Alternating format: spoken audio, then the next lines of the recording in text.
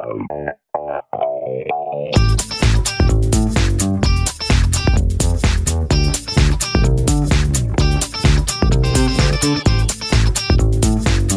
Portal AZ apresenta um importante e audacioso projeto para os seus leitores. É o programa Tá no AZ, que chega para inovar e somar ao nosso conteúdo diário.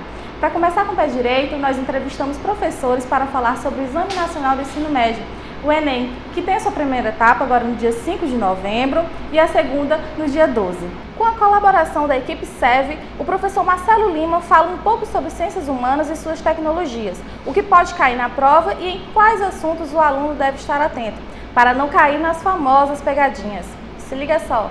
Vestibulandos, sou o professor Marcelo Lima. É um prazer estar aqui pertinho de vocês no momento de dicas para o Enem. Domingo agora nós teremos linguagens e humanas. E em se tratando da prova de humanas, sou professor de geografia, 3 coisas super importantes nesse momento. Primeiro, o conteúdo. Professor, o que mais cai na prova e como cai? Em ciências humanas, você não pode deixar de ver atualidades. O que ocorrera no ano passado e no início desse, que é o período da elaboração da prova.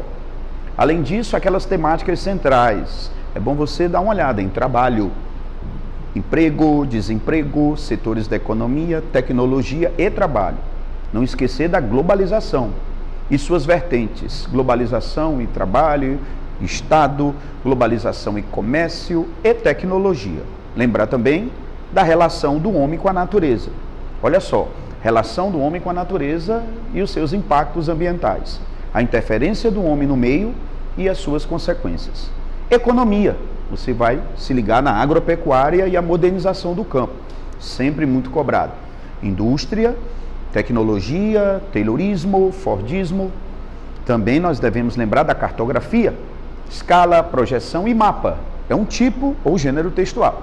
Bacana? Cuidado com esses conteúdos. E nesses últimos dias e horas que antecedem, como me preparar? Procurar fazer leituras de temas transversais. Dar uma olhada em artigos de jornais, revista, o que foi mais notícia. Lembrar também de fazer uma leitura sobre a interdisciplinaridade, tecnologia. Tecnologia é um tema transversal. Globalização é um tema transversal.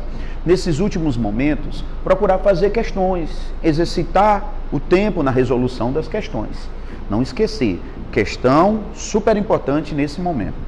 E no dia, gente, na postura, no momento da prova, chegar no horário, lembrando, portões abrem às 11, fecha ao meio-dia, meio-dia e 30 começa, primeiro dia, duração de prova 5 horas e 30 minutos. Ela vai de meio-dia e 30 às 18 horas. Chegar no local, ir ao local antes para conhecer o trajeto, evitar a questão do trânsito, no momento, levar o material necessário, muita concentração, cuidado com a alimentação, com o repouso no dia anterior. E no dia da prova, aquela autoestima, vou passar, é o meu momento, eu tenho condições, vai dar para mim. Autoestima, controle com horário, material, documentação e na hora da leitura, a abertura da prova, escolher as questões, não se prender muito nas difíceis. Lembrem, os 3 níveis de questões. Se você se prender muito na difícil, o tempo pode se esgotar. Bacana, turma? Fica a dica, relembrando as leituras, a concentração e o dia da prova. Essas aí são as dicas do professor Marcelo Lima. Valeu, turma! Agora vamos acompanhar as dicas da professora Flávia Leda. Ela vai falar sobre linguagens, códigos e suas tecnologias. Olá, sou a professora Flávia Leda, da área de linguagens, e vim aqui dar umas dicas importantes para você, aluno, que está se preparando o ano inteiro e nessa reta final quer ir dar uma revisada nesses últimos assuntos. Precisa lembrar de coisas importantes anteriores à prova, como por exemplo, você tem que visitar o seu local de prova, tá, com antecedência, para não haver nenhum atropelo, porque todo ano a gente vê, né, o pessoal perdendo a prova porque não sabia o lugar, deixou para ir conhecer o lugar em última hora e aí, você não vai correr esse risco. Lembrar que a caneta preta leva logo uns 10, que é para garantir caneta preta transparente, tá bom? E na prova de linguagens, a postura é manter a tranquilidade, lembrar que ela é uma prova que demanda muita concentração, porque é uma prova que tem basicamente um texto para cada questão, então no mínimo você vai encontrar 45 textos, tá? Manter a tranquilidade, ler o texto com cuidado, Tome também cuidado de ler primeiro o enunciado, porque o enunciado às vezes dispensa a leitura do texto, né? Então ele vai te dizer, o comando do enunciado vai te dizer exatamente o que é que você tem que fazer. E assim, a prova de linguagem, especialmente alguns assuntos, nós percebemos que vem sendo cobrados com bastante intensidade, como por exemplo, variações linguísticas, são assuntos que não faltam, funções da linguagem, figuras de linguagem, você tem que revisar bastante, os elementos conectores, tá? As conjunções, as preposições, aqueles elementos que vocês estudaram que vão nos ajudar a organizar os textos e a dar clareza e sentido a esses textos. Lembrar também que na redação, as 5 competências precisam ser observadas. A competência 1 relativa à norma culta da língua, a competência 2 que vai se referir à estrutura do texto dissertativo argumentativo e, claro, todo o seu estudo, toda a sua leitura e experiência. Lembrar que é um texto que exige a norma culta, que você deve evitar gírias, palavras e expressões mais informais, tá? A competência 3 que vai se voltar para a seleção dos argumentos, a organização desses argumentos e, claro, o avaliador espera que você, aluno, tenha um repertório sociocultural produtivo. Significa dizer que você não só deve saber escrever sobre o tema exigido, como também relacioná-lo com as demais áreas do conhecimento. A competência 4 já se volta para os recursos coesivos. O que essa competência espera? Que você não só entenda dessa organização textual, do uso dos conectivos, como também que você saiba diversificá-los, tá? Tornar esses conectivos bem diversificados na prova é o esperado na competência 4. E a competência 5, finalmente, que é a conclusão que espera que você tenha um posicionamento crítico e que apresente soluções para os problemas relatados no seu texto. Não esqueça de que é muito importante, sempre que você apresentar a solução, que seja respeitado acima de tudo os direitos humanos. O avaliador está esperando isso. Não esqueça de detalhar, colocar o que vai ser feito, quem vai fazer e como vai ser feito. Então, espero que vocês façam uma boa prova.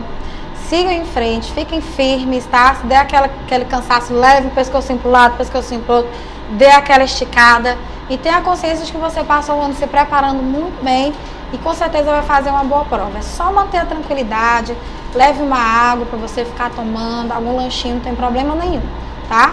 E um abraço especial, carinhoso para os meus alunos aqui do SEV, primeiro ano, terceiro ano, MED-SEV, Intensivo Enem, que estão aí na luta para fazer uma boa prova.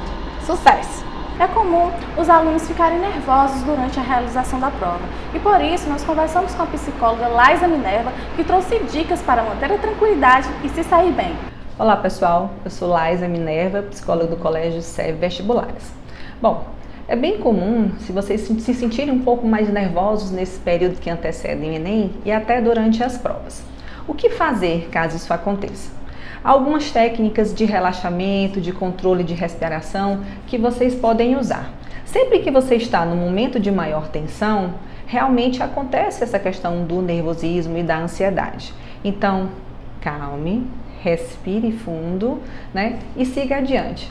Geralmente o nervosismo acontece nas questões de maior dificuldade, né? Existem 3 níveis de questão.